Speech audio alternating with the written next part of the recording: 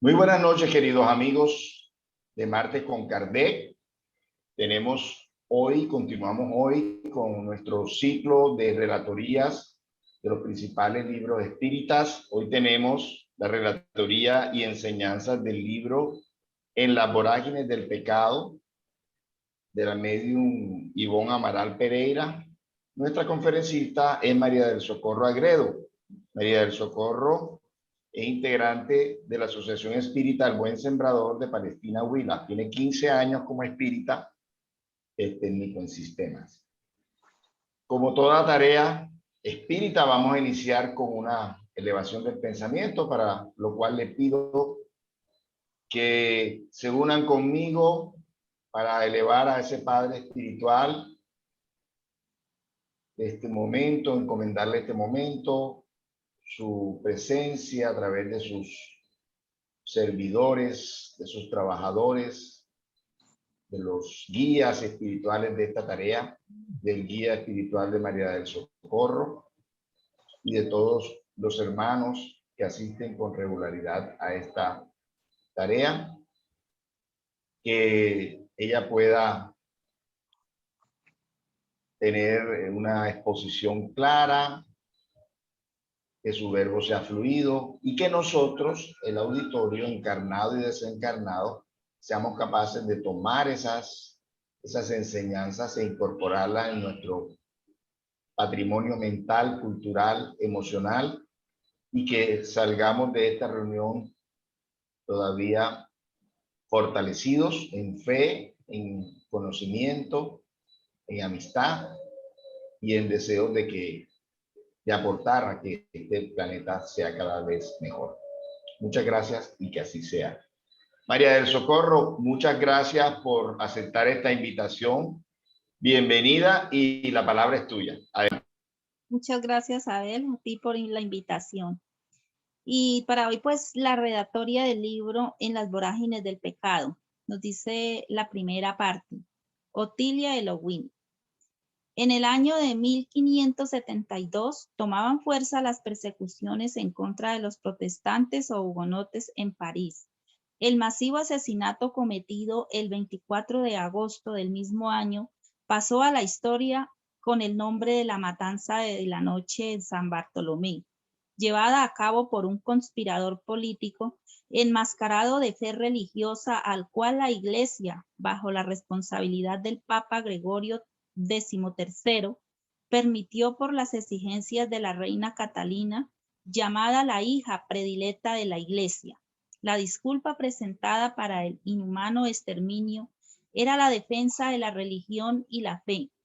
Los seguidores de la Reforma protestantes, apodados hugonotes, fueron degollados en París por soldados de la llamada Santa Alianza, cuyo jefe, el duque Enrique I Guisa, príncipe de Lorena, se alió a las tropas del rey para cometer las más terribles y macabras crueldades en contra de los protestantes, que indefensos fueron atacados por sorpresa, violentados por tropas, incitados por la religión mal sentida y mal orientada, sus esposas e hijas ultrajadas antes de sucumbir, y los niños degollados ante las macabras carcajadas de los soldados, sus propiedades arrasadas por el juego de los fanáticos de la reina, del príncipe o de la iglesia, sus cadáveres arrastrados por las calles en desorden, mutilados, profanados, arrojados aún calientes entre gritos de blasfemia,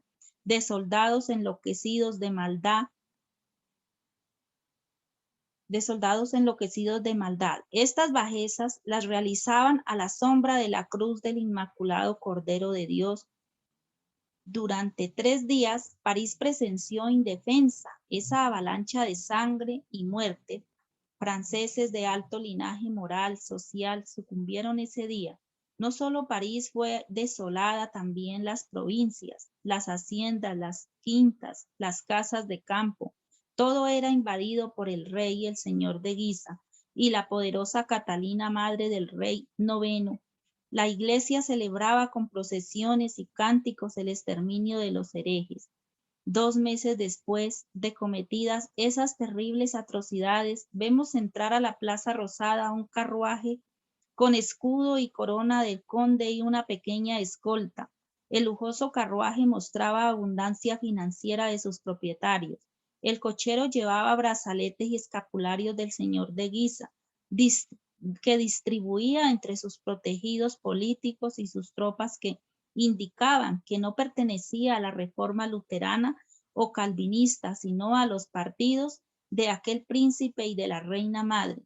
En la puerta del carruaje, además del escudo, se veía una L y una R, iniciales que indicaban a los condes de Lowine y Raymond, antiguos nobles que solo quedaban el joven coronel Arthur de Lowine y Raymond, perteneciente al ejército del rey, y en aquel momento había sido enviado a España en una tarea muy delicada, y su hermana Otilia, de apenas 21 primavera. Dicho carruaje se detuvo frente al Palacio Raymond. Una dama de edad madura ayudó a bajar a una joven de elegante hermosura. Se abrió discretamente. Pasaron 3 criados, saludaron respetuosamente Gregorio, Raquel, Camilo. Gregorio, de nacionalidad alemana, respondió por todos: bienvenida, Madame Moselle de Lowine. Le dijo que la esperaban desde el día anterior en la mañana, temerosos de que le hubiese ocurrido algo desagradable, a lo que ella respondió amablemente: la tardanza se debió al mal tiempo, y él preguntó si nadie la había reconocido. Ella dijo que nadie se atrevería a dudar de la hermana del coronel Arthur de Lowine Raymond, compañero desde la niñez del gran señor de Narbonne, el fiel servidor de la reina, el dedicado estudiante de teología, amigo del señor de Guisa y capitán de la fe. Gregorio hizo una reverencia atemorizado y le comentó que por protección habían tenido que cambiar el nombre de su hija Raquel por el de Genoveva, en honor a la santa patrona de París. Un ruido estremecedor de la tropa militar en marcha lenta y el tintinear de espadas y riendas de caballo enchapadas de metal los hizo sobresaltar. El criado espió con miedo hacia afuera y exclamó con terror: el señor de Narbonne. Otilia abrió sus ojos azules, levantó la frente con valor y desafío, murmurando: Luis de Narbonne, por fin voy a enfrentarme con él cara a cara, y ordenó al criado que le abriera la puerta al capitán de la fe. El criado suplicó que no se arriesgara,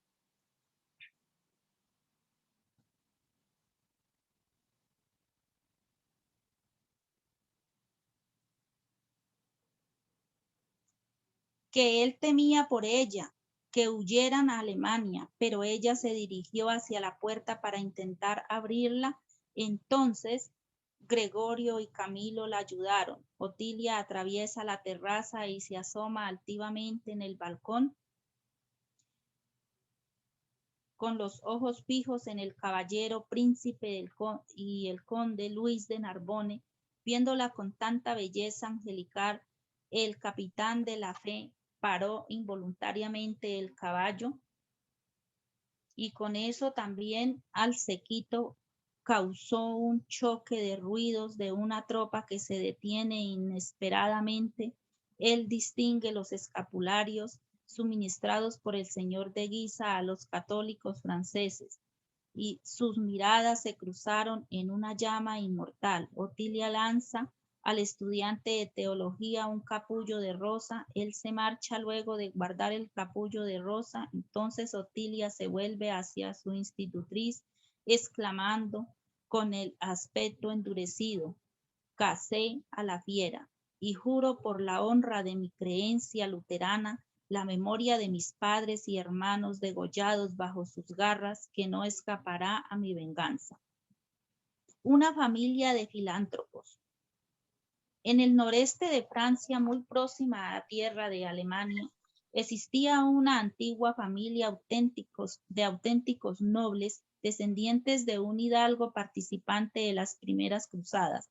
Los Bettencourt de la Chapelle vivían una vida muy austera y laboriosa entre el cultivo de la tierra, estudios, meditaciones en torno de las Sagradas Escrituras y de la naciente teología protestante, dedicados a obras de caridad a favor de los infelices que transitaban por sus tierras y más allá. Los juzgaban portadores de costumbres severas y edificantes cualidades morales.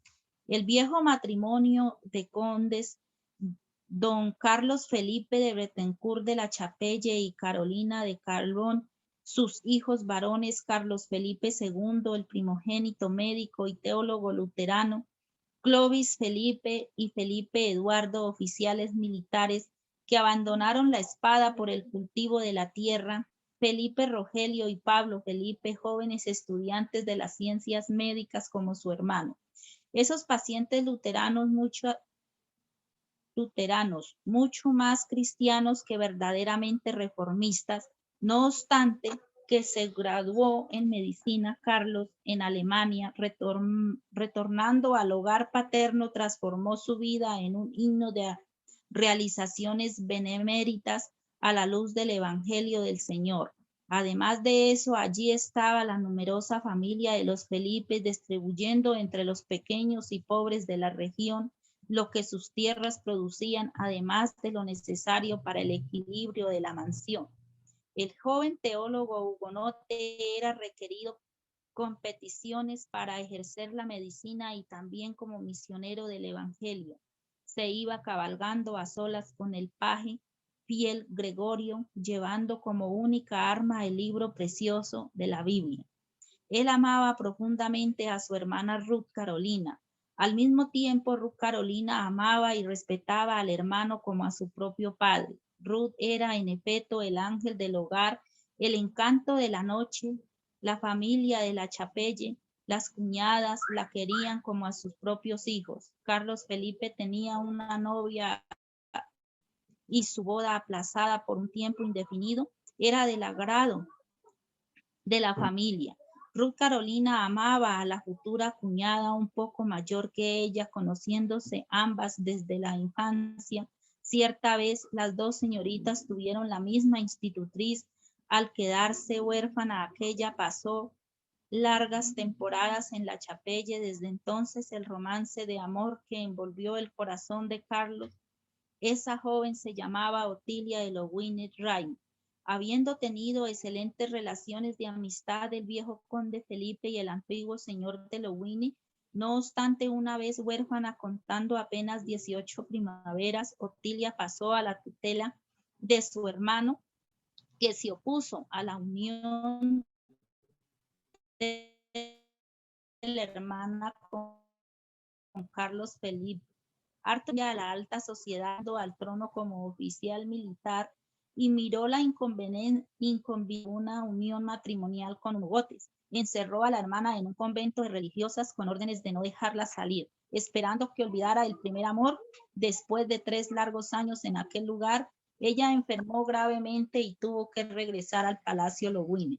Carlos Felipe nunca dejó de escribirle cartas reconfortantes que le daban fuerzas para continuar luchando. Luego de su regreso, él continuó visitándola a menudo. Una tarde llegó al castillo de la Chapelle un oficial con un correo de la casa de Guisa de nombre Reinaldo de Troyes. Recibido cortésmente por los dignos señores de la mansión, este oficial declaró que solo entregaría el mensaje al conde Carlos Felipe II, pues el conde Carlos no se encontraba, se hallaba peregrinando por las poblaciones cercanas en el trabajo como médico y divulgador del Evangelio. El oficial tuvo que esperar 3 días a que regresara. Durante esos 3 días fue tratado con fraternidad y cortesía por la familia.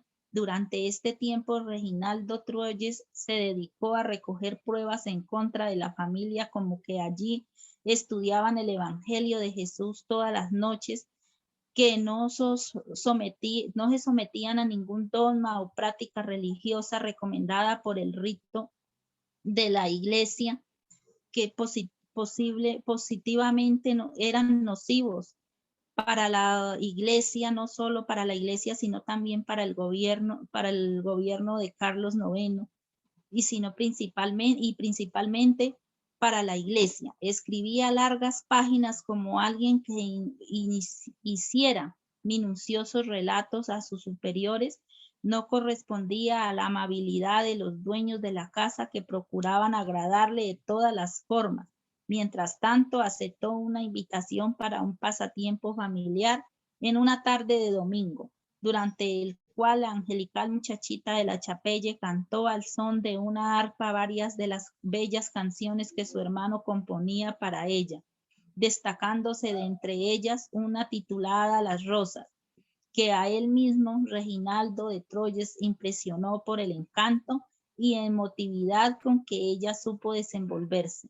Ruda apareció con un brazado de rosas unido a una cesta, distribuyéndolas con los asistentes mientras cantaba con los sonidos del instrumento, alternando con graciosos gestos. En la tarde del cuarto día se presentó Carlos de vuelta de su humanitario trabajo.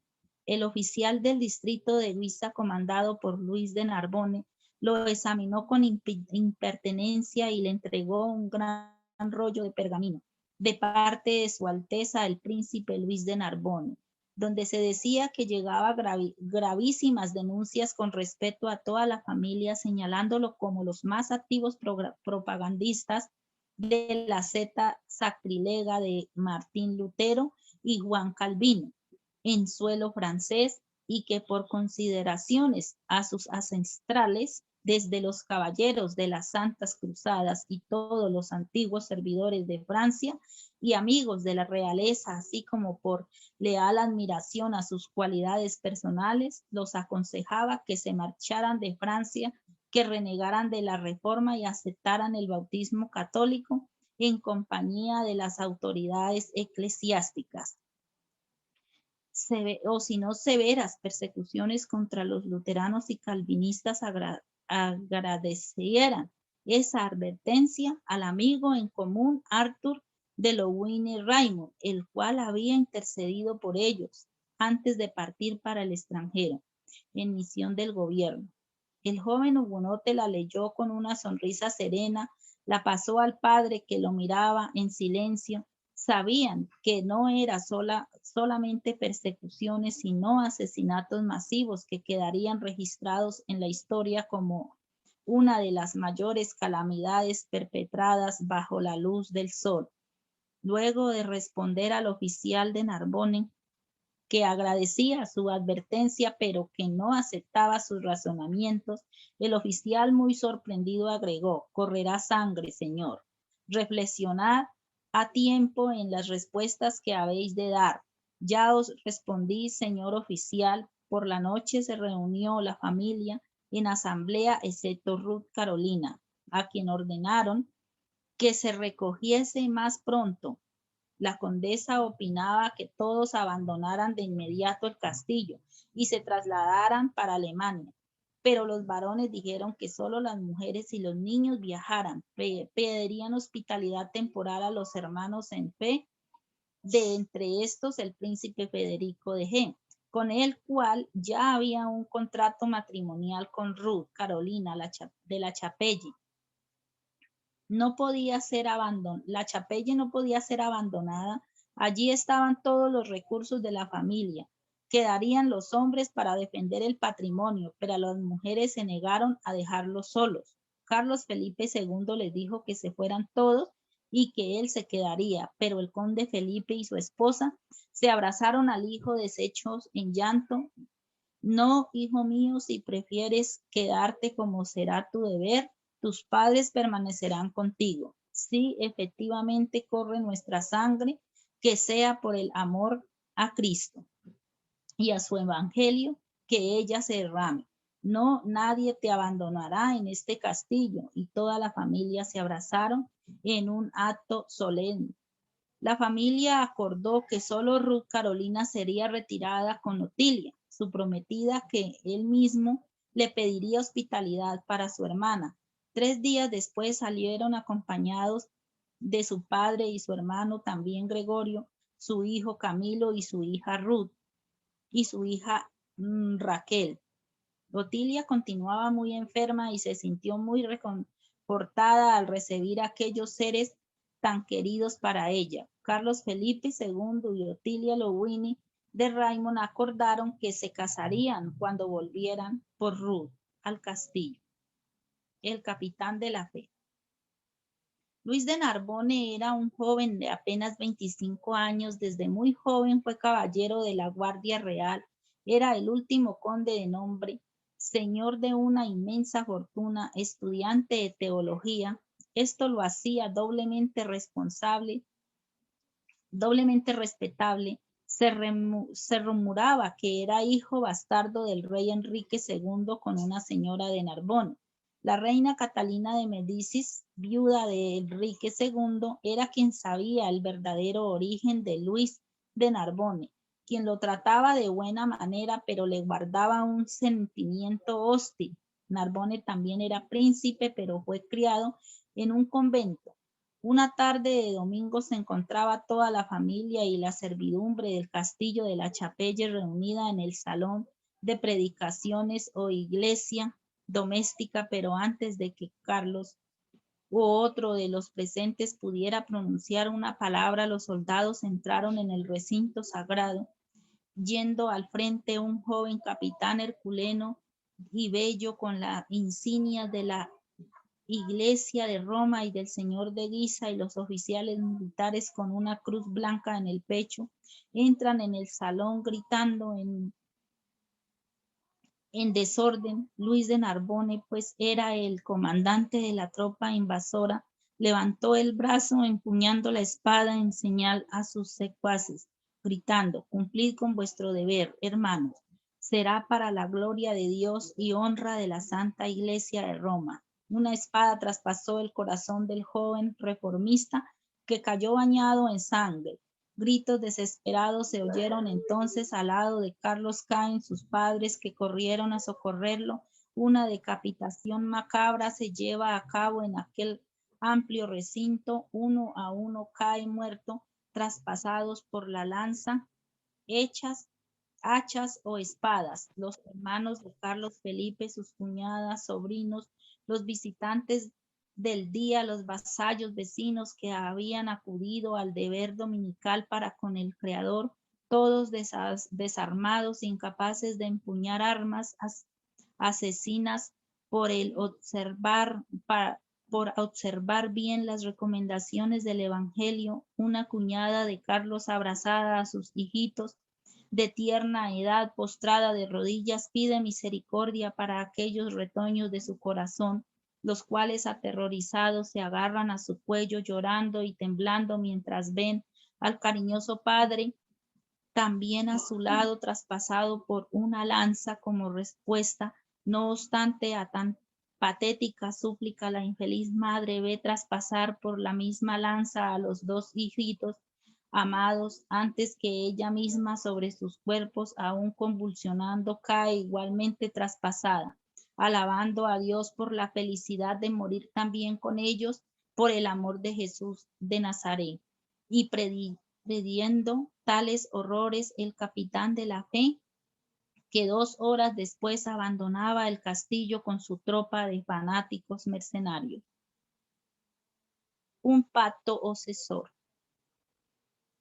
Un amigo leal de la familia pudo observar distante y afligido, aterrado, la cruel masacre. Entonces envió hasta el castillo de Lowine un emisario a informar la tragedia prevenida de la desgracia irremediable que asoló su casa, destruyendo toda su familia. Ruth volvió precipitadamente a la cuna natal, constatando desesperada la veracidad de la noticia.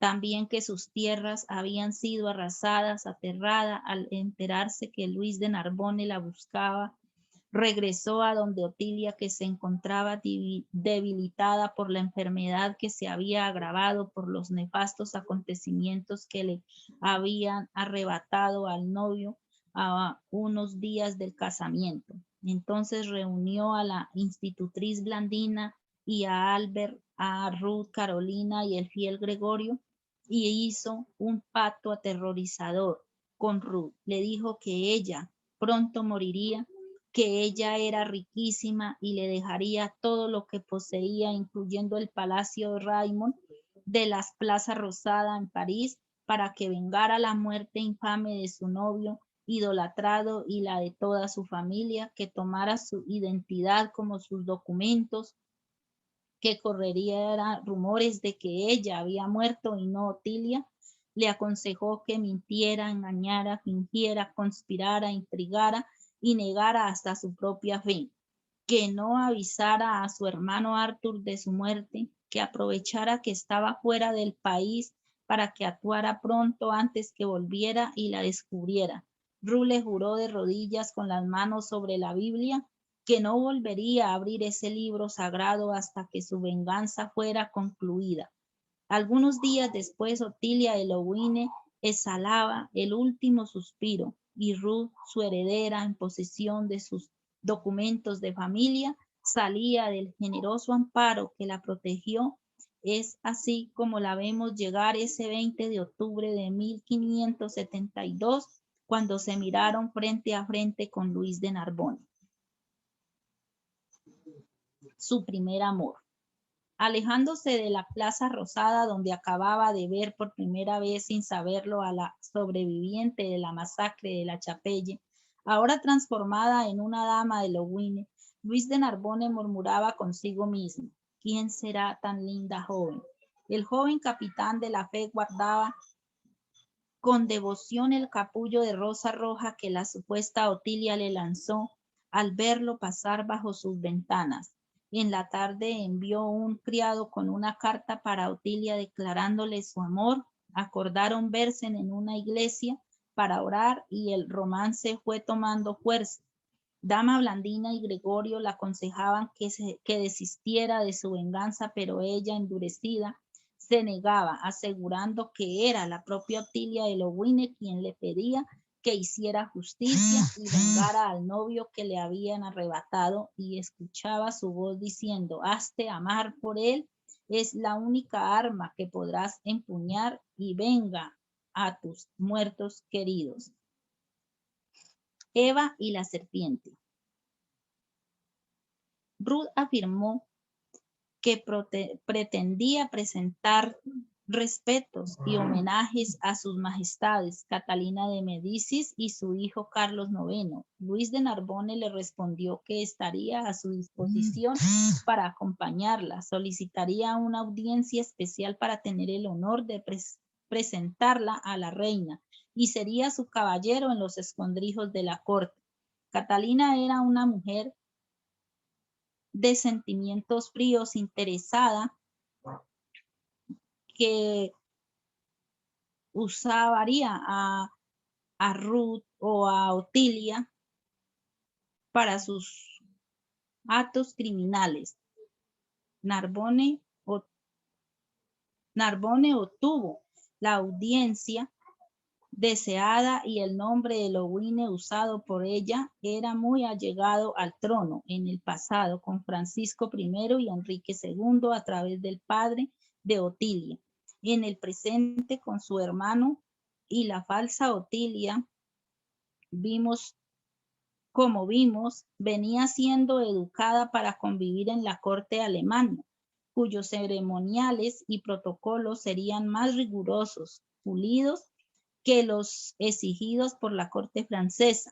Sabía conducirse agradablemente en presencia de soberanos, así que se desenvolvió con facilidad frente a la reina. Esta pidió que las dejaran solas. Entonces la reina le dijo que ella no era una Lowine, sino descendiente de los Bretencourt de la Chapelle. Ella, con una serenidad asombrosa, le respondió que no tenía intención de engañarla. La reina le dijo: tú te pareces extraordinariamente a Carlos Felipe, a quien llegué a conocer, dijo la soberana sin parecer enojada. Entonces Ruth Carolina le contó todo el plan de venganza contra Narbona, pues sabía que la reina no soportaba de buen agrado a Narbona, pues lo consideraba un peligro para la corona. y si no lo había quitado del medio, era por la protección que el credo y Monseñor de B, su padrino, le brindaba. Mirando que la falsa Otilia le sería muy útil para deshacerse de él, decidió ayudarla a cumplir su venganza. Le ofreció demorar más a Arthur en el extranjero para que no fuera a descubrirla y cooperar en todo para que ella se casara con él. Perfidia.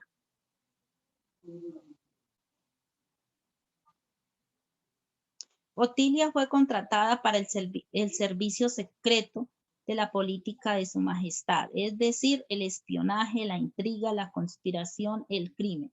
Así lo hizo y comenzó a intrigar frente a la reina en contra de Luis de Narbonne, haciéndolo quedar como un verdadero peligro para la corona.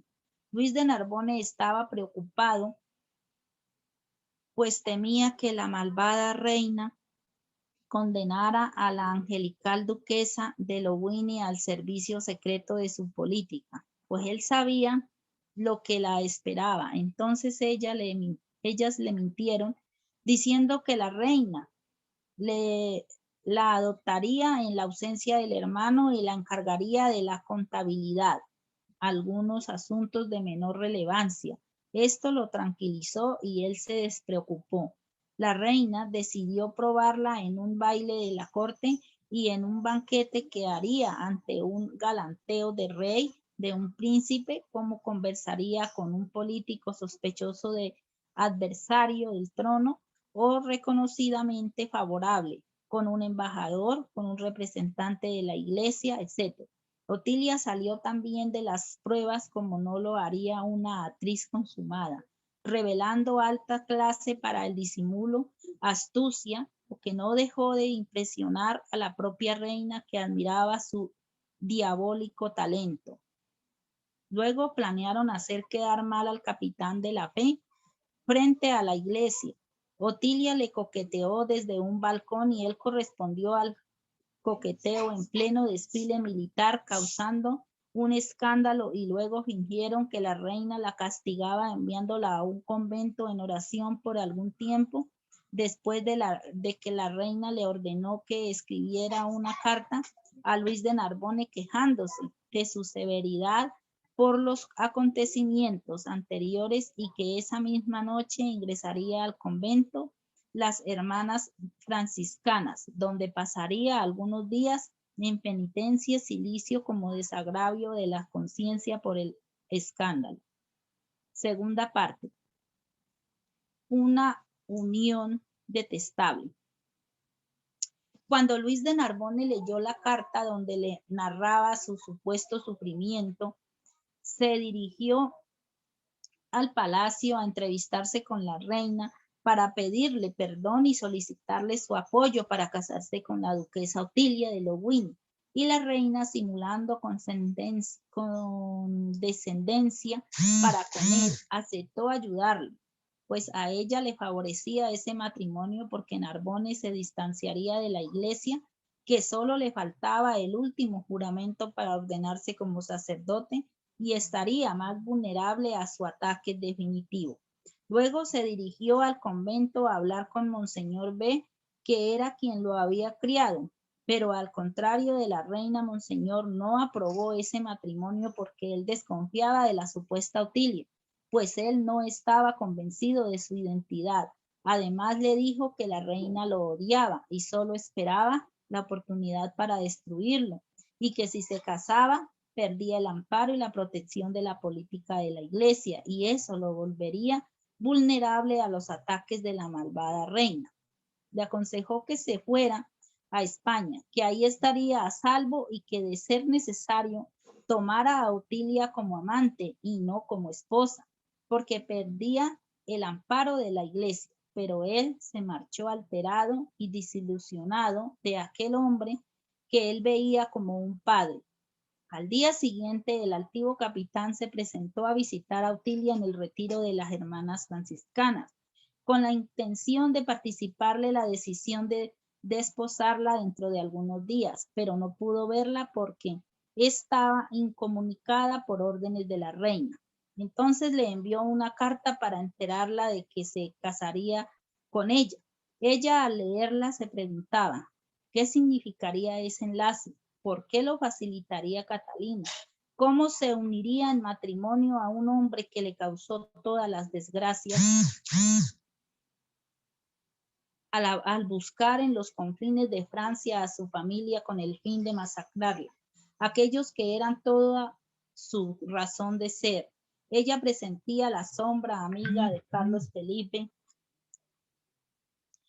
susurrándole dulcemente a sus oídos que le decía que volviera a Alemania, que allí estaba el príncipe Federico que la protegería, que no traicionara el evangelio, que perdonara y encontraría tranquilidad, pero también percibía a la verdadera Otilia que le pedía que vengara a Carlos Felipe, su novio amado, y le recordaba el juramento que ella había hecho sobre el libro sagrado.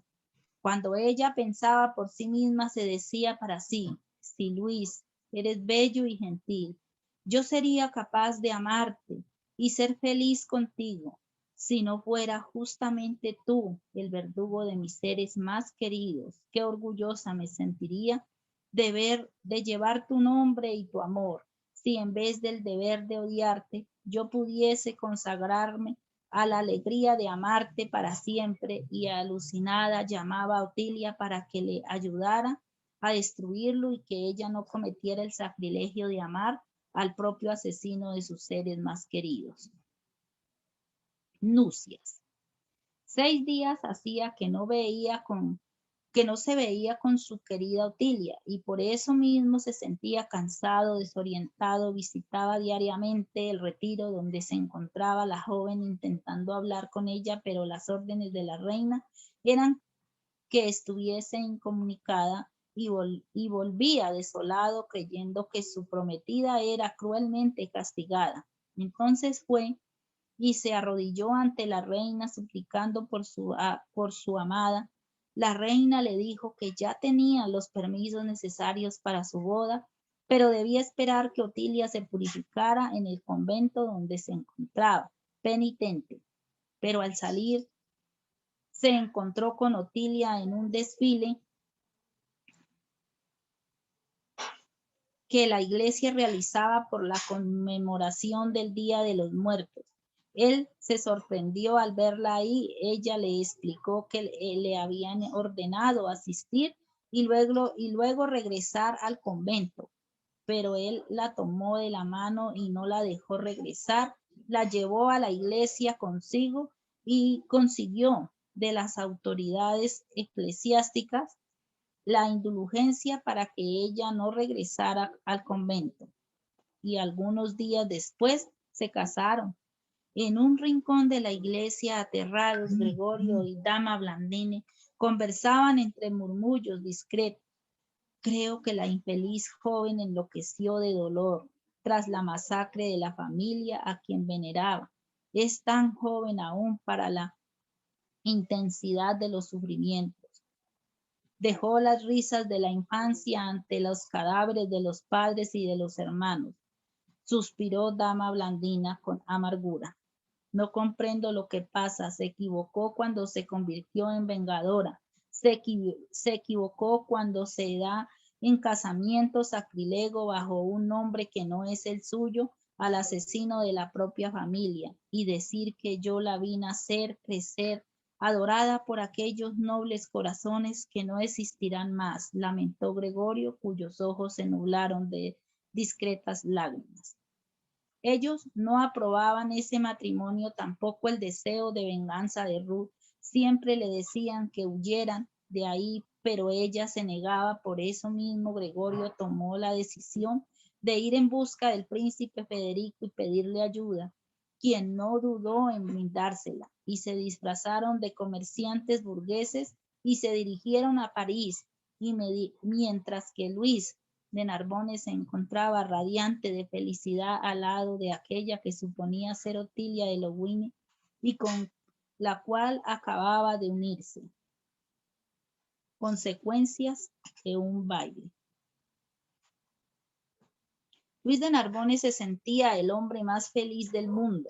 teniendo a su lado a la mujer de sin igual belleza, que él creía enviada de los cielos para que fuera su esposa.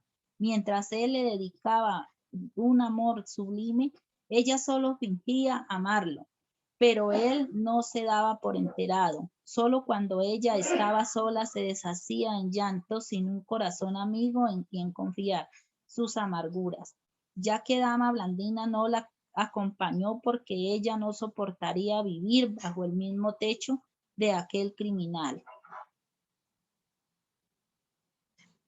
Aquel criminal que había cegado la vida de todos los de sus queridos amos, ni estaba de acuerdo con esa sed de venganza ni de ese absurdo matrimonio. Ya habían pasado 15 días, los más amargos para ella, pero los más felices para el capitán de la fe. Entonces la reina y Luis de Narbonne decidieron que Otilia de Longines, ahora princesa de Narbonne, fuera presentada a la corte por el propio esposo durante una recepción y baile al que asistiría el mismo conde y Carlos IX.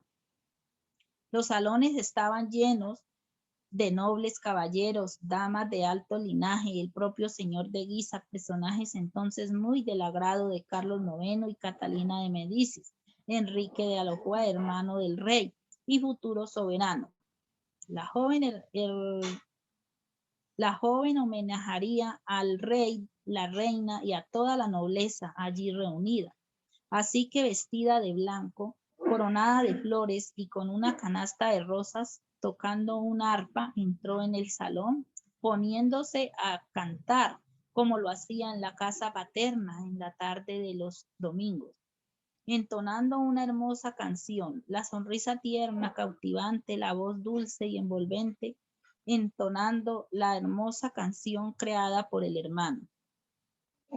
Iba y venía paseando al ritmo lleno de arte y belleza, acercándose a uno y a otro convidado, saludándolo graciosamente, sencilla, ofreciendo a todos una rosa blanca de su linda cesta.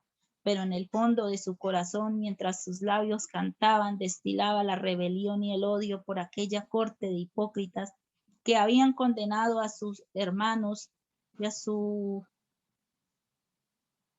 sus hermanos de fe, destruido a sus seres amados, destrozado su hogar y haciendo de ella misma el ser diabólico que allí estaba disfrazado de ángel. Se acercó al esposo y le cantó al oído una canción de amor y dolor, entregándole una rosa roja como símbolo de la sangre derramada, la única que tenía en medio de las otras rosas blancas. Pero detrás de las cortinas, un oficial perplejo de la impresión observaba la presentación de la bella esposa de Narbonne. Este oficial no era otro que Reginaldo de Troyes, a quien encomendaron la tarea de espiar a la familia de la Chapelle, que lo admitieron, como vivimos más atrás, en el culto del evangelio de la pequeña iglesia doméstica mantenida por el joven Carlos Felipe en la casa paterna. También había visto a Ruth Carolina cantar, danzar con las rosas como lo hacía allí en presencia de los reyes de Francia y de la corte. Estaba sorprendido, no podía creer lo que veía. Ella no era otra que Ruth Carolina, una hugonote luterana, hija de los condes de Bretencourt de la Chapelle, asesinados en el día del San Bartolomé bajo el comando del propio Luis de Narbonne. Mil cosas se preguntaba. ¿Cómo es que se encuentra allí frente a los reyes y haciéndose pasar por una Longines? ¿Y qué había pasado con la verdadera Otilia? ¿Qué hacer? Si prevenir a Luis de Narbonne, ¿cuál sería su reacción? Indeciso se alejó. Cuando todo se acabó, al día siguiente fue a confesarse con Monseñor B, quien le aconsejó guardar silencio mientras él hacía algunas averiguaciones para estar completamente seguros de que la esposa de Luis de Narbonne era Ruth Carolina de la Chapelle y no Otilia de Longines. Escribió al convento. A los pocos días, la Madre Superiora le comunicaba que Otilia había cumplido la mayoría de edad y se había marchado al castillo Longines, donde había muerto a causa de graves quebrantos de salud. Después de la masacre de los hugonotes de la Chapelle, al perder ahí a su prometido. Entonces Monseñor de la B fue a visitar a su pupilo Luis de Narbonne y pidió hablar con su esposa a solas. Cuando se encontraban solos, el religioso la confrontó con cariño. Ella, al verse descubierta, le dijo que sí, que su deseo había sido vengarse de él, y entre lágrimas le dijo que se había enamorado de él. Monseñor le aconsejó que huyera, porque cuando todo se supiera, le iba a ir muy mal. Ella le respondió que sí, que se iría, pero antes tenía que decirle personalmente la verdad a Luis de Narbonne. Ángel de las tinieblas. Dama Blandini, aprovechando que Luis de Narbonne no estaba en su castillo, fue a visitar a su alumna para llevarle unas ropas sencillas y a comunicarle que el príncipe Federico estaba allí para ayudarla a escapar y que necesitaba saber si lo haría. Ella le respondió que sí, que necesitaba que le enviara a Camilo para una misión de mucho cuidado. Después de esto fue que llegó Monseñor de la B y habló con ella, lo narrado anteriormente. Luego envió con Camilo una notificación a la reina donde le decía que había descubierto un plan comandado por Luis de Narbonne para asesinar al rey, que cuando fuera Narbonne a buscarla a ella al palacio, se lo entregaba para que la guardia del servicio secreto lo capturase e hiciese lo que mejor le pareciese, que al día siguiente le entregaría los nombres de los otros personajes importantes involucrados. Se arregló y se perfumó, tomó un arpa y se dirigió al gabinete de su esposo. Cuando entró, se encontró con 3 personajes, Monseñor de la B, Reginaldo de Troyes y Luis de Narbonne, que estaba desfigurado. Entonces Ru invocó a Otilia para que la ayudara a vencer los verdugos de sus seres queridos. Final de un sueño. Nadie se atrevía a romper el silencio, entonces Ru le dijo que sí, que ella era Otilia, que Otilia había muerto, clamándole venganza por la muerte de su amado, que era su hermano Carlos Felipe a quien él había quitado la vida, que merecía morir por no haber podido vengarse, que le quitara la vida, que ella deseaba morir también como toda su familia. Un grito de desesperación, como el de un león herido de muerte, se oyó. Luis se levantó con un impulso violento. Como loco, trémulo, trastornado, la tomó entre sus manos, sacudiéndola con rabia. Oh, cállate, desgraciada, cállate, por Dios, porque prefiero la muerte a continuar oyendo lo que me dices. Sin embargo, no la hirió. Se abrazó a ella en un ímpetu incontrolable e instintivo, en un abrazo que se traducía en desesperación y angustia. Oh, perdóname, por Dios, perdóname, por el amor de aquellos mismos por quienes lloras. Mátame tú antes, mi pobre amiga, porque me será imposible vivir desde este momento en adelante. Ella lo apartó suavemente y se dispuso a irse, pero él no se lo permitió. Le dijo que ella era su esposa y tenía derecho sobre ella, que jamás lo dejaría.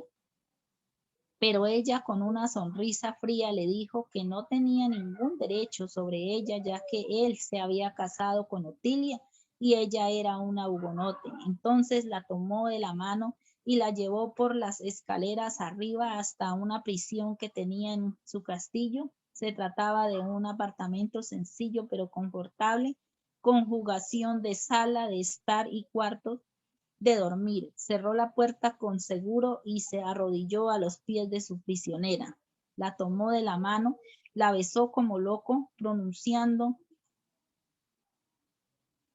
1000 frases incoherentes y tiernas, 1000 súplicas y lamentos ardientes, que él la protegería de todos y de todo, que él se volvería también hugonote, que no podía vivir sin ella. Cayó de rodillas sobre su regazo y lloró como el infeliz desesperado que rogase compasión, implorando a través del propio dolor la limosna de una palabra de esperanza.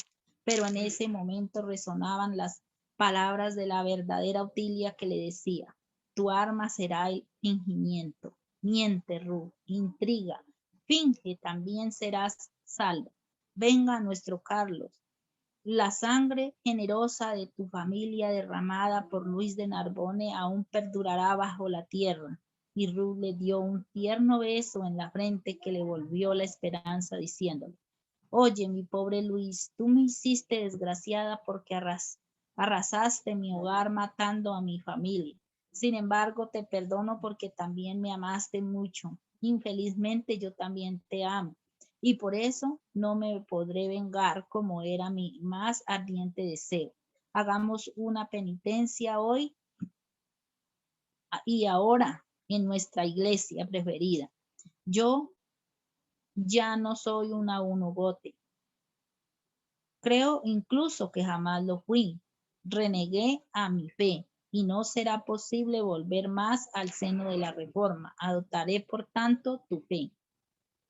Monseñor de Bay y Reinaldo se marcharon a decirle todo a la reina y dejaron encargados a los criados de vigilar a los esposos. Los esposos salieron abrazados y sonrientes.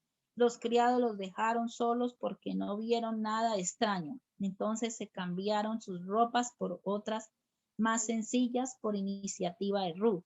Narbone no reparó en el atuendo de ella, que se vistió como una burguesa común. Se dirigieron en un carruaje a la iglesia que para confesarse, según ella, pero la realidad era otra. Cuando llegaron, ella le dijo que se confesara él primero, mientras que ella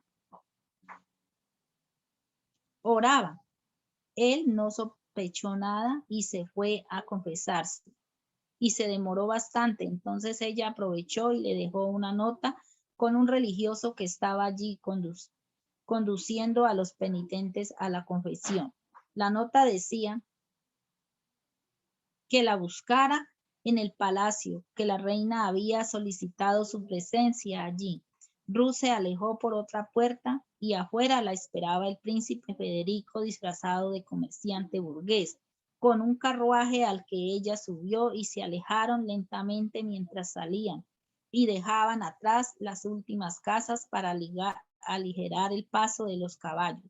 Atrás, rodeado de aprobios y desesperación, quedaba Luis de Narbone, el ingenuo capitán de la fe, fanático en el amor como lo fue en la religión.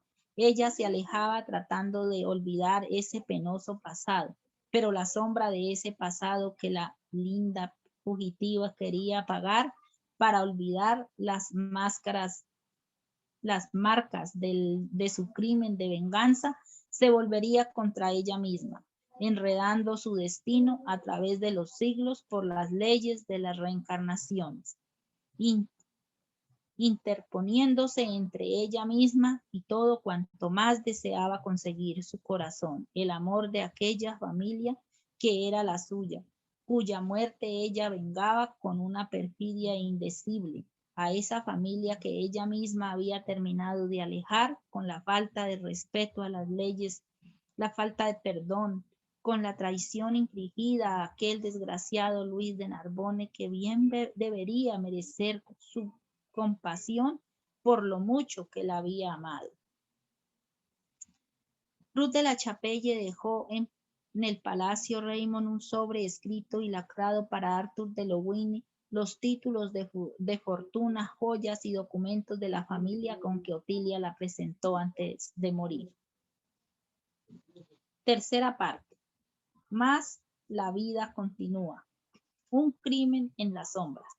Cuando salió de confesarse Luis de Narbone y el religioso le entregó la nota que le había dejado su esposa, la desesperación se apoderó de él, suponiendo lo peor, pues la reina ya había haberse enterado de todo y su Ruth corría grave peligro. Así que se dirigió al Louvre en busca de su esposa. Horas antes había llegado Monseñor Belvé y Reginaldo, y confesando todo lo acontecido a la reina, quien fingió no saber nada y ser engañada, les dijo que era mejor que se quedaran allí para que no fueran a interferir con los planes de captura contra Luis de Narbone. Cuando entró al salón donde los hombres del servicio secreto de la política de la reina lo prendieron acusándolo, él se defendió cuanto pudo, pero eran demasiados hombres. Lo llevaron a la prisión y a un calabozo espacioso, pero bajo, húmedo, fétido y repugnante. De estatura elevada, Luis no se podía hingir, tenía que permanecer con el dorso curvado para no golpearse la cabeza. Luis se negaba a creer que su esposa tuviera algo que ver con todo esa trama en su contra. Prefería creer que todo era obra de Catalina, así prefería engañarse para evitar el desespero en aquella mazmorra húmeda. Pero Catalina había entregado la carta que Ruth le enviara para entregarlo. Cuando la leyó, se dio cuenta que Ruth y Catalina eran cómplices desde el primer día. Desde entonces no volvió a tener esperanzas ni consuelo.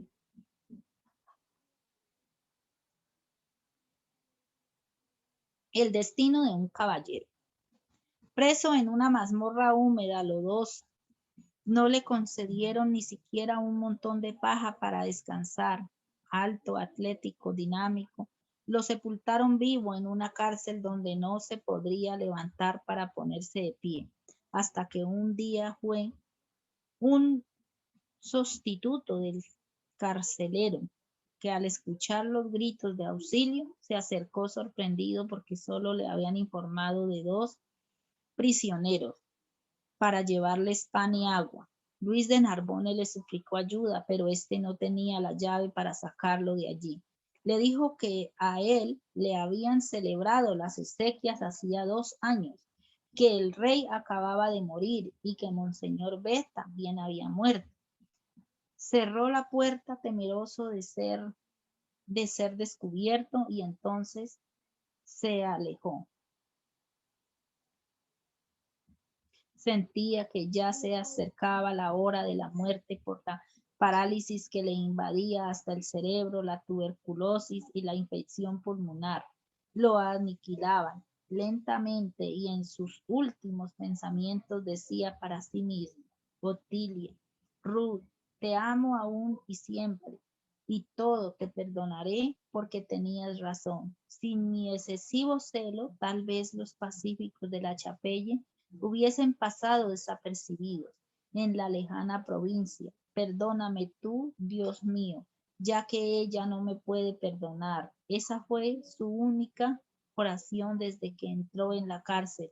Después de huir Ruth con el príncipe Federico, ella no se sentía satisfecha con la cruel venganza practicada a Luis de Narbonne, tal vez porque la conciencia la acusaba, las lágrimas abundantes caían de sus ojos. En vano Federico procuró socorrerla, rodeándola de atenciones. La joven se mantenía desolada e inconsolable, murmurando consigo misma: qué infame y desgraciada soy. ¿Amo acaso al exterminador de mi propia familia? ¿Estaré loca, Dios mío? Perdóname, mis bien amados padres, perdóneme, queridos hermanos. Carlos, oh Carlos, perdóname, yo misma ya no sé si amo o si odio a Luis de Narbonne. Y por un momento quiso torcer las riendas del caballo para volver a París, pero Gregorio y Federico se lo impidieron. Entonces decía alucinada: no proseguiré, volveré a París, tengo que salvarlo. Pobre Luis, ¿qué hice yo, Dios mío? ¿Qué hice? Es tarde para arrepentimientos, querida, le decía el príncipe. Luego se percataron de la muerte luego que se percataron de la muerte de Narbonne, la reina mandó sellar la puerta de la mazmorra con piedra y cemento, quedando así el capitán de la fe sepultado para siempre. Las zonas del mundo invisible. Al despertar, Luis de Narbonne no sabía cuánto tiempo había pasado. Había perdido la noción del tiempo desde que lo habían encerrado en esa tumba maloliente. No había vuelto a ver la luz del día. Sentía los mismos dolores y ahora se le sumaba un insoportable olor fétido de podredumbre humana que lo torturaba. De pronto, alguien abre la puerta. Era un militar que le dice: Luis de Narbonne, eres libre. Se levantó con el cuerpo entumecido y dolorido. Quería buscar al oficial que lo había liberado para agradecerle, pero no lo encontró. Le preguntó a otro militar que miró, pero él no le determinó. Entonces creyó que no lo había visto ni oído y salió de ahí rápidamente. Entonces se vio frente a la iglesia que antes asistiera y oró con rebeldía, diciendo: Dios, oh Señor Dios, yo te amaba, Señor, e hice todo lo que me fue posible a fin de engrandecerte. Tu iglesia, tu nombre. Sin embargo, he aquí lo que conseguí. ¿Qué hiciste a tu dedicado siervo, sus enemigos? ¿Por qué no me defendiste de mis crueles verdugos? ¿Por qué, Señor, si fui sincero y leal para con aquellos que me rodeaban? Te agradezco, mientras tanto, que me hayas liberado del calabozo donde me arrojaron, y pedía a Dios que le ayudara poder odiar a Ruth de la Chapelle porque la amaba y no concebía la vida sin ella, y desconociendo el verdadero motivo de su liberación, deambulaba, sintió nostalgia por su palacio, recordó cómo lo bañaban y vestían y sirvió.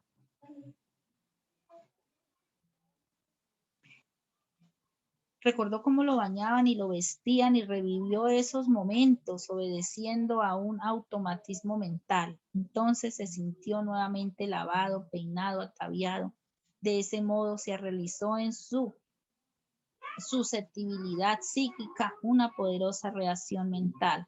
La voluntad, la fuerza heroica del pensamiento, imprimido en su forma física, psíquico, la imagen del vestuario preferido, reflexionó en sí mismo la aparición de lo que deseaba, sintiéndose vestido con su bello uniforme de oficial, pues el cuerpo astral o periespíritu, constituido de materia sutil, de esencia, fluidos sensibles, muy imprescindibles, se presta fácilmente a las transformaciones sugeridas por el poder del pensamiento y la voluntad, siempre que la voluntad y el volumen de las vibraciones personales se encuentren en grado necesario para la delicada operación.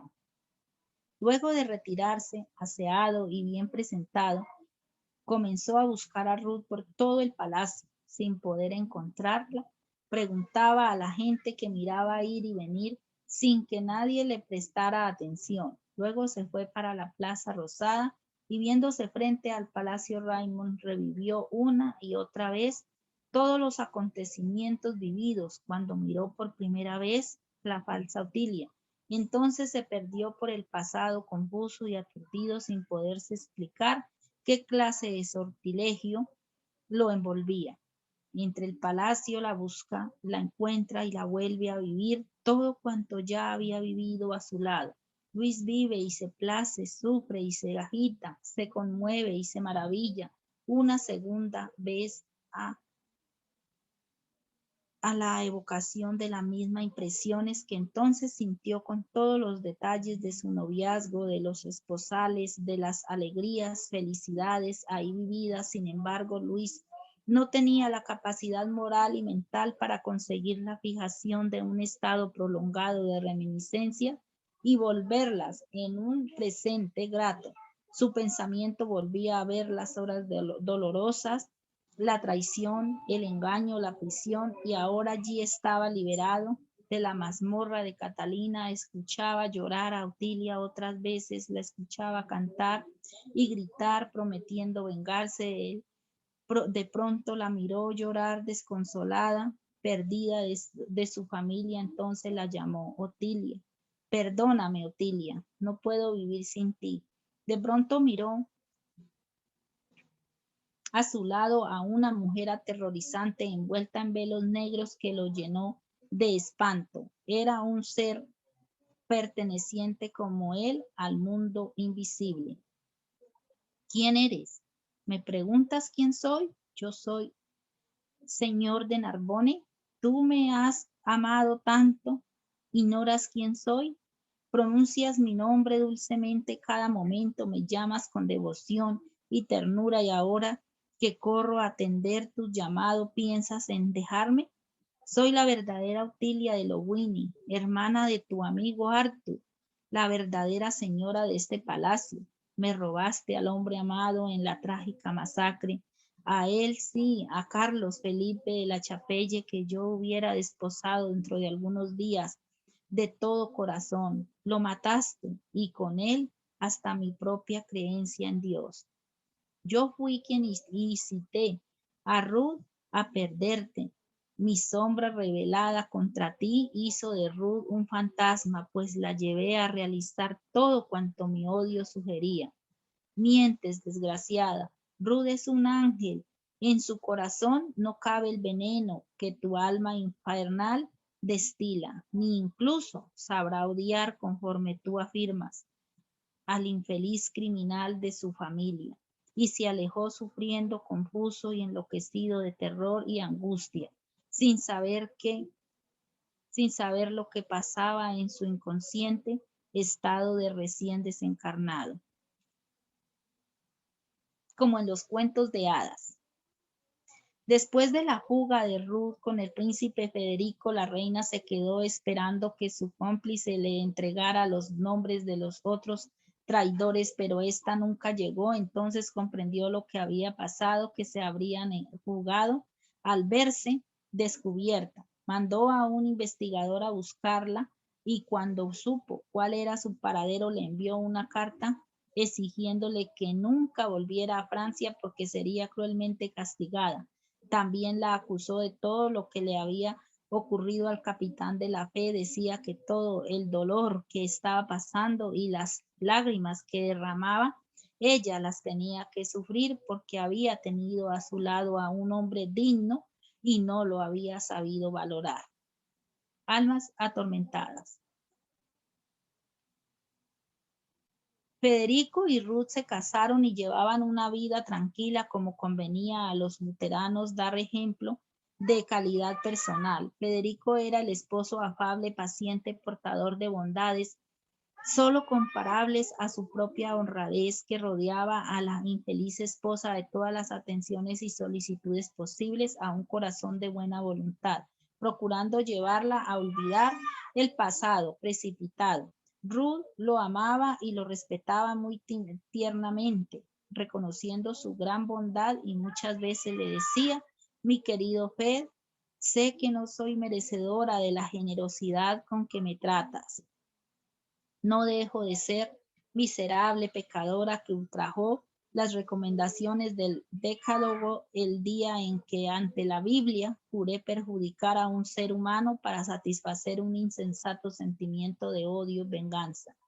Federico, sereno y paciente, no le prestaba atención y por el contrario le leía la Biblia en voz alta intentando unirla al encanto de las maravillosas lecciones.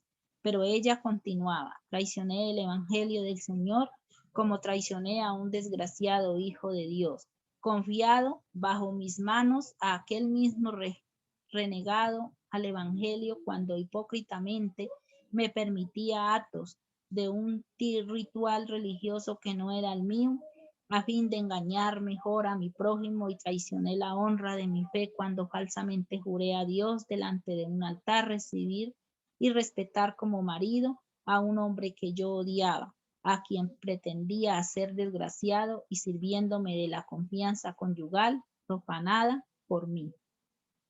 Pero para suavizar tan intensa amargura, ella escuchaba de la boca del esposo el susurro de dulces melodías que la invitaban a el perdón, el amor y el perdón que Jesús había impartido. Y le recordaba el sermón de la montaña. Amad a vuestros enemigos, haced el bien a los que os odian, orad por los que os persiguen. y calumnia.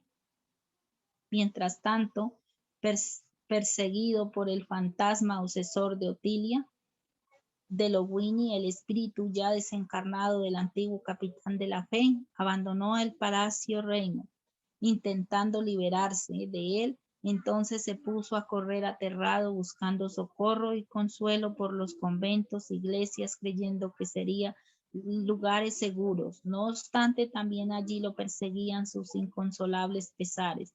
Revivía una y otra vez la masacre del castillo de la Chapelle, sus gritos y lamentos resonaban en su inconsciente, torturándolo cada vez más. Entonces se vio atraído por fuerzas extrañas hasta el castillo de la Chapelle. De pronto apareció el fantasma de Otilia llenándolo de terror y espanto. Le decía: verdugo y asesino de mi felicidad, ¿qué vienes a buscar aquí? ¿Vienes acaso a contemplar las desoladas ruinas del castillo que tus malditas manos destruyeron? Pero él, aun siendo el criminal que cegó tantas vidas inocentes, no pudo odiar ni siquiera a sus verdugos, ni menos a Ruth de la Chapelle por tan cruel engaño y terrible venganza. Mientras el fantasma de Otilia solo percibía ruinas, desolación, él no miraba las ruinas, sino el castillo reconstruido más hermoso que nunca, y escuchaba bellas melodías, las palomas, los bueyes, perros ladrar de alegría, y hasta la voz de Ruth entonando dulces melodías, acompañado de la arpa que él tanto recordaba.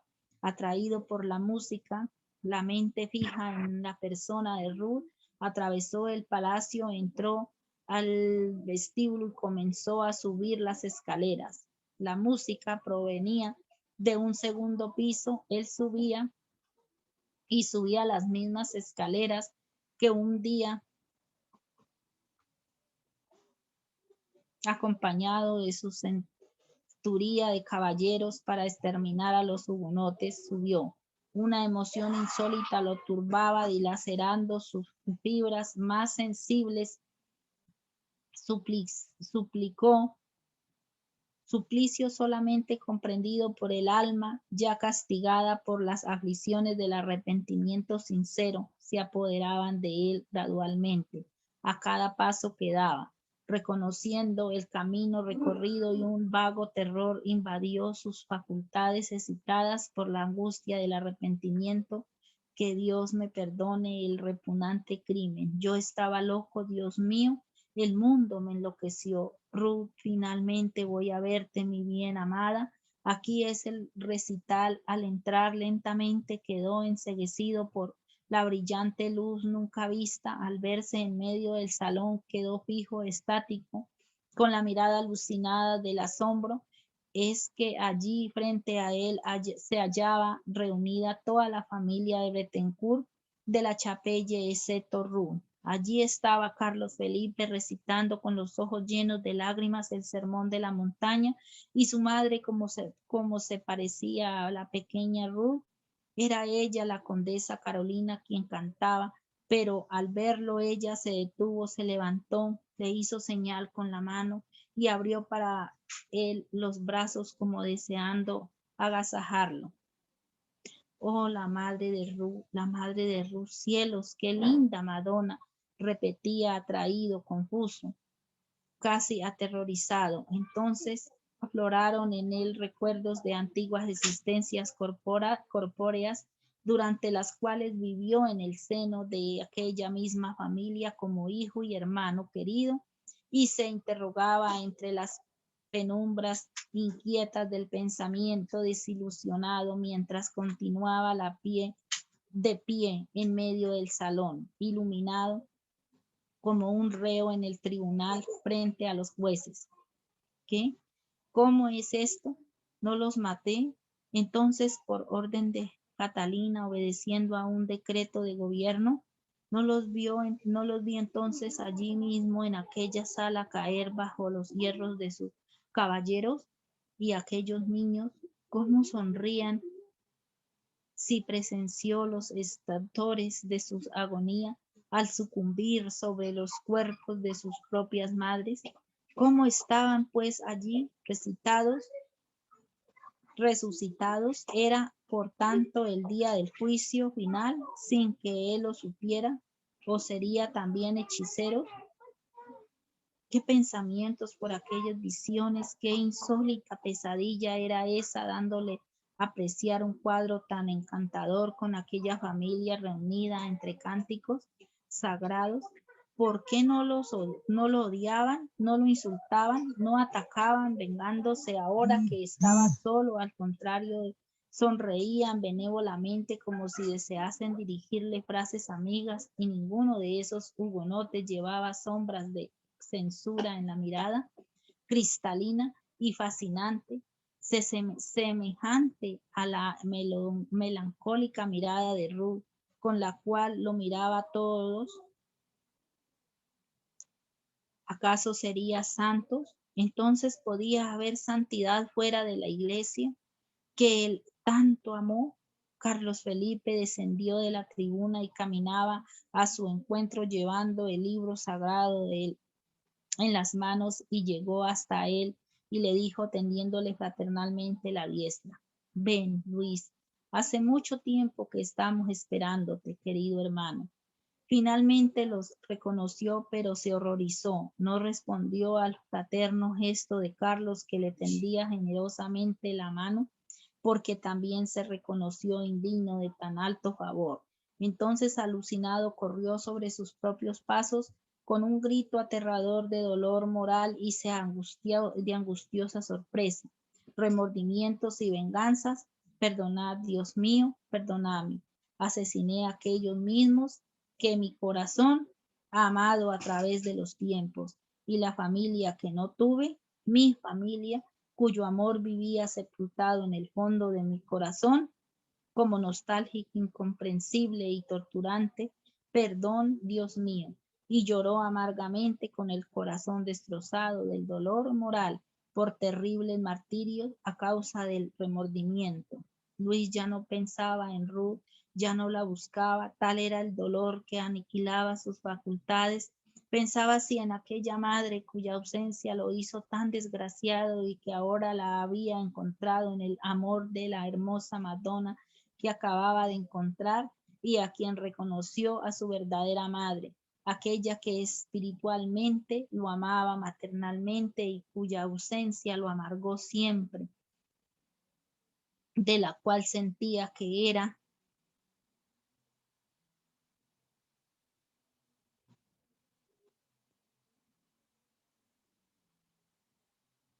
hijo, y que fue su hijo en existencias pasadas, y a quien en el estado espiritual amaba filialmente. Pensaba en aquella familia reunida en la cual reconocía a su familia espiritual, y a quien, ciego por el orgullo y por el fanatismo sectario, no reconociera, ni incluso por la vaga atracción sentimental que en la tierra se establece, tornándonos afines y amigos leales de aquellos a quienes amamos en encarnaciones pasadas. Entonces, desolado, sufriente, vagaba en torno al castillo, escondiéndose por los bosques, corriendo, volviendo a los portones siempre abiertos a su espera, en alternativas decisivas, considerándose indigno de traspasar sus umbrales. Lloraba inconsolable y arrepentido los campesinos que pasaban por las ruinas del castillo de la Chapelle. Aseguraban ver el fantasma de un excapitán de la Guardia Real llevando en el pecho la cruz blanca del día de San Bartolomé. Gloria al amor. Luis de Narbonne veía efectivamente la mansión de la Chapelle reconstruida en condiciones perfectas de gran belleza. No obstante, para los ojos humanos como para las percepciones inferiores del espíritu sucesor de Otilia de Lowini, no existía en el mismo lugar nada más que ruinas abandonadas, campos agrestes, zarzales recordando la devastación que destruyeron las antiguas siembras. Luis de Narbonne estaba lejos de haber sido una persona mala o perversa cuando se encontraba encarnado, de hábitos severos, bondadoso en el trato con los semejantes, modesto y leal, templado y honesto, solo el fanatismo religioso, el perjuicio exacerbado de una pasión sectaria lo llevó a ceder al deseo de Catalina de Médicis, que lo indujo a convencido de que cumplía un sagrado deber religioso, seguro de que la reforma sería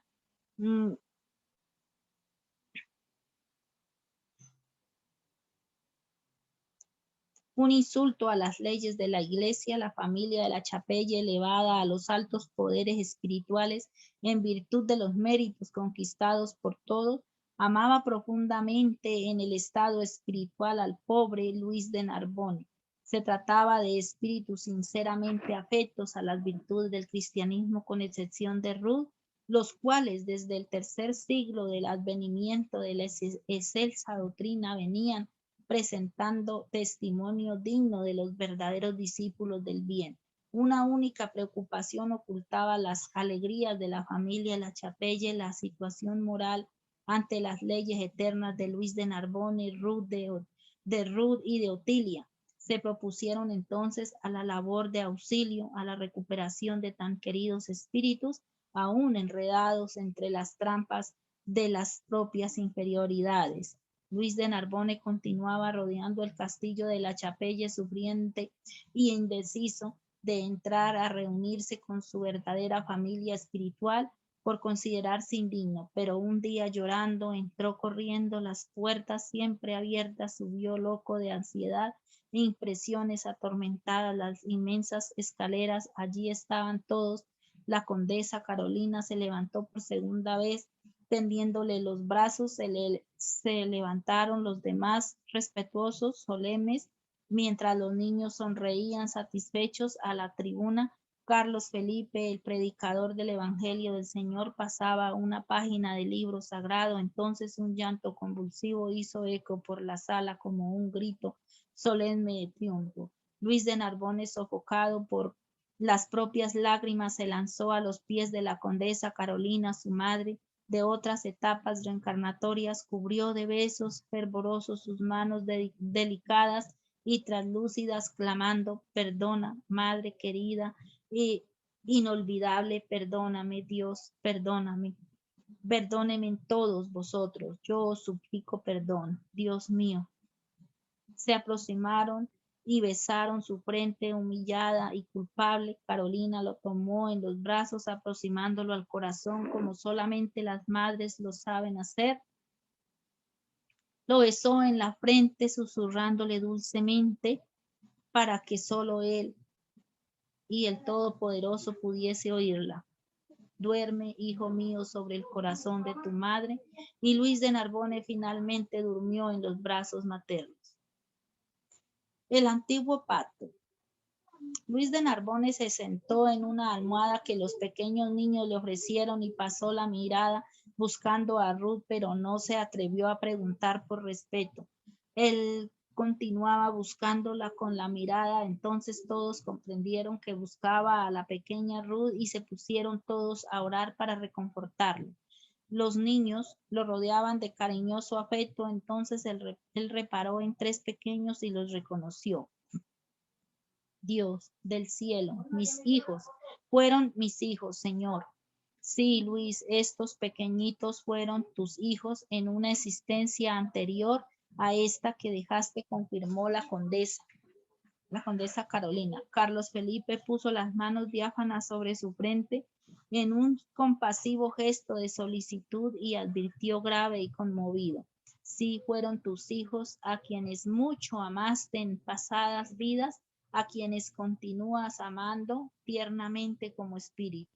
Mientras tanto, Ruth continuaba al lado del esposo amargado, no obstante presa a un lecho de dolores. Los últimos días de su desgraciada existencia, en los primeros tiempos después del matrimonio, logró días menos tormentosos gracias a la paciencia y docilidad del marido, verdaderamente fraternales, pero con el paso del tiempo agravándose su singular estado de aprensión, remordimiento por el drama que creara para el hombre que, aunque culpable, tanto la había amado, no consiguiendo un solo día de paz, convirtiéndose en una legítima enferma, la vida que arrastraba solitaria, confundida, pronunciando el nombre de Luis de Narbonne tiernamente, rogándole perdón por la traición ignominiosa, después clamando por su madre y por su inolvidable Carlos, suplicando socorro contra el espectro de Otilia de Lowini que la torturaba, afirmándole que ella misma, Ruth, no cumplió con el juramento prestado en otros tiempos, pues Luis fue preso, se encontraba ahora en libertad, transitando por las calles de París y hasta por los campos de la Chapelle.